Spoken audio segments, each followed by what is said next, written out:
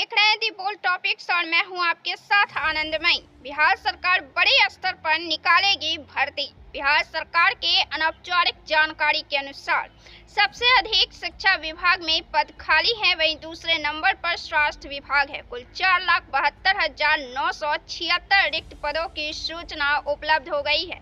बिहार सरकार में रिक्तियों का बहुत महत्वपूर्ण आंकड़े हैं जो आप लोग देख सकते हैं। बिहार के शिक्षा विभाग में अनौपचारिक सूचना के अनुसार 2,17,591 पद रिक्त है। वहीं स्वास्थ्य विभाग में ऑनलाइन प्रतिवेदित 65,734 पद है, जबकि गृह विभाग में 41,414 पद और ग्रामीण विकास विभाग में 11,784 पद रिक्त हैं। इसी प्रकार नगर विकास आवास विभाग में 1948 पद, पंचायती राज विभाग में 5551 पद, कृषि विभाग में 3015 पद, पशु एवं मत्स्य संसाधन विभाग में 4814 पद रिक्त हैं। ये आंकड़े न्यूज 18 की वेबसाइट से लिए गए हैं। हेमा मालिनी ने विनेश फोगाट का उड़ाया मजाक। हेमा मालिनी ने संसद के बाहर पीटीआई को एक बयान दिया जिसमें उन्होंने कहा ये बहुत आश्चर्यजनक है और अजीब लगता है कि उन्हें बस 100 ग्राम ज्यादा वजन होने के कारण अयोग्य घोषित कर दिया गया। वजन को नियंत्रित रखना महत्वपूर्ण है, ये हम सभी के लिए एक सबक है। मैं चाहती हूँ कि वो जल्दी से 100 ग्राम वजन कम कर ले, लेकिन अब वो जीत नहीं पाएंगी। हेमा मालिनी बातचीत के दौरान मुस्कुराते हुए भी नजर आई। इसके बाद सोशल मीडिया पर जमकर हेमा मालिनी पर नाराजगी जाहिर की जा रही है।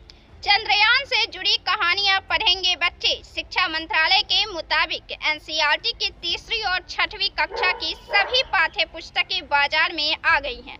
स्कूली शिक्षा के स्तर पर तीसरी और छठवीं कक्षा के लिए एनईपी के तहत नई पाठ्य पुस्तकें बाजार में उतार दी गई है, जिसमें बच्चों को चंद्रयान अभियान से जुड़ी रोचक कहानी से लेकर देश पर गर्व करने वाली कविताएं, जीवन मूल्यों, पारिवारिक जुड़ाव को बढ़ाने वाले पाठ के साथ भारत को अच्छी तरह से जानने समझने वाली विषय वस्तु पढ़ने को मिलेगी।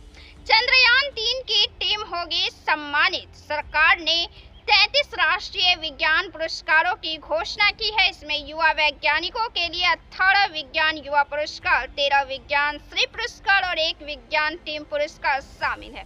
विज्ञान टीम पुरस्कार टीम चंद्रयान 3 को दिया जाएगा। वहीं प्रसिद्ध जीव रसायन वैज्ञानिक गोविंद राजन पद्मनाभन का नाम पहले विज्ञान रत्न पुरस्कार के लिए चुना गया है। इनपुट टैक्स क्रेडिट अप्रैल 2025 तक पंजीकरण कराना अनिवार्य। कई राज्यों में उपस्थित रहने वाली तथा शाखा कार्यालयों के साथ इनपुट टैक्स क्रेडिट वितरित करने वाली कंपनियों को 1 अप्रैल 2025 तक जीएसटी प्राधिकरणों के समक्ष इनपुट सर्विस डिस्ट्रीब्यूटर के रूप में पंजीकरण कराना होगा। केंद्रीय प्रत्यक्ष कर एवं सीमा शुल्क बोर्ड ने जब बहु राज्य शाखाओं वाली सभी कंपनियों को आईएसटी के रूप में पंजीकृत कराने की अंतिम तिथि अब 1 अप्रैल 2025 तक अधिसूचित की है। जीएसटी के खिलाफ विपक्ष के विरोध पर कांग्रेस सांसद का पलटवार। स्वास्थ्य और जीवन बीमा पर 18% जीएसटी के खिलाफ विपक्ष के विरोध पर कांग्रेस सांसद गौरव गोगोई ने कहा, सभी विपक्षी दलों और विपक्ष के नेता राहुल गांधी की मांग है कि वित्त विधेयक में इंडेक्सन का क्लॉज हटाया जाए, क्योंकि यह बिल्कुल मध्यम वर्ग के खिलाफ था। हमारे द्वारा डाले गए दबाव के बाद इंडेक्सन को वापस ले लिया गया है और अब मध्यम वर्ग को राहत मिली है। हमारी एक और मांग थी कि जीवन बीमा और स्वास्थ्य बीमा पर 18% जीएसटी हटाया जाए। सरकार ने विपक्ष द्वारा पेश किए गए संशोधन पर वोटिंग की अनुमति नहीं दी। बीजेपी नेता बबीता फोगाट ने कहा, हमें यकीन नहीं हो रहा है। भारतीय पहलवान विनेश फोगाट को पेरिस ओलंपिक 2024 में महिला कुश्ती 50 किलोग्राम वर्ग से अयोग्य घोषित किए जाने पर पूर्व पहलवान और बीजेपी नेता बबीता फोगाट ने कहा, आज हमारे लिए और देश के लिए खराब दिन था। हमें यकीन नहीं हो रहा है कि ऐसा कुछ हुआ है। 4 दिन के दौरे पर चुनाव आयोग अमर अब्दुल्ला ने कहा, जिस दिन से धारा 370 के मामले में सुप्रीम कोर्ट का फैसला आया था, उस दिन से हम चुनाव की तैयारी में लगे रहे। अब जम्मू कश्मीर में विधानसभा का चुनाव होने वाला है। भारत चुनाव आयोग 4 दिन के दौरे पर यहां आ रहे हैं। हमारी उनसे अनुरोध है कि जल्द से जल्द नोटिफिकेशन जारी की जाए और यहां पर चुनाव शुरू किया जाए।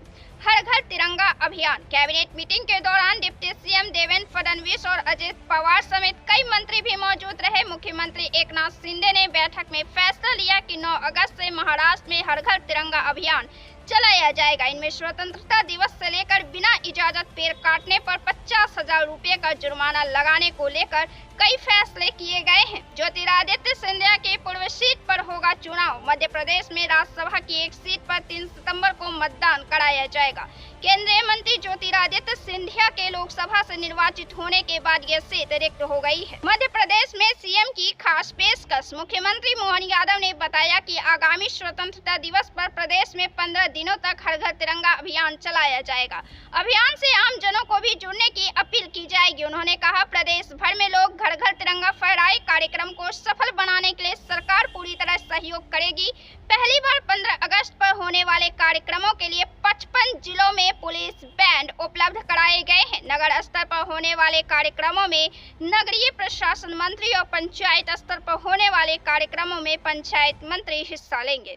किसानों पर मेहरबान नीतीश सरकार। मंत्री मंगल पांडे ने कहा कि राज्य में 12 ऐसे जिले हैं जहां कोल्ड स्टोरेज की सुविधा किसानों को प्राप्त नहीं है। इनमें मधुबनी, नवादा, औरंगाबाद, बांका, सहरसा, जमुई, मुंगेर, जहानाबाद, लखीसराय, शेखपुरा, अरवल और शिवहर जिला शामिल है। इन जिलों के लिए कृषि विभाग ने यह स्कीम लाई है कि जो भी व्यवसायी इन इलाकों में कोल्ड स्टोरेज खोलते हैं उन्हें विभाग की ओर से 50% का सहायता अनुदान दिया जाएगा, जो 17,50,000 का अनुदान होगा। बिहार में चुनाव की तारीख का हुआ ऐलान। चुनाव आयोग ने देश भर में राज्यसभा की खाली हुई 12 सीटों पर उपचुनाव का ऐलान कर दिया है। इनमें 2 सीटें बिहार की भी है। बिहार से राज्यसभा सांसद विवेक ठाकुर और मीसा भारती के लोकसभा चुनाव में जीत के बाद दोनों ने राज्यसभा से इस्तीफा दे दिया था। चुनाव आयोग ने दोनों सीट पर उपचुनाव की अधिसूचना जारी की है। इसके मुताबिक 14 अगस्त से नामांकन शुरू होगा। 21 अगस्त तक उम्मीदवार नामांकन कर सकेंगे। 27 अगस्त को नाम वापसी की आखिरी तारीख निर्धारित की गई है। वहीं अगर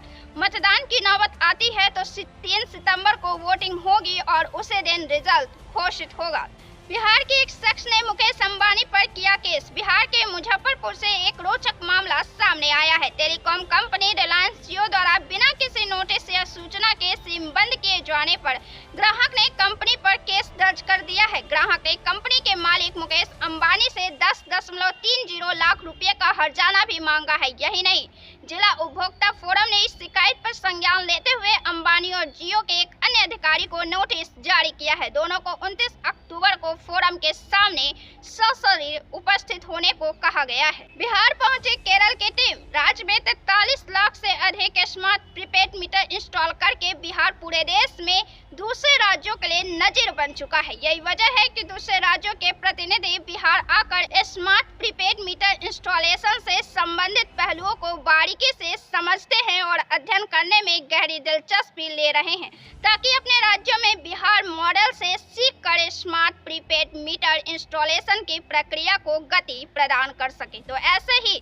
तमाम खबरों से जुड़े रहने के लिए बने रहे दी बोल्ड टॉपिक्स के साथ। वीडियो को लाइक करिए, शेयर करिए और चैनल को सब्सक्राइब जरूर से कर ले। बहुत बहुत धन्यवाद।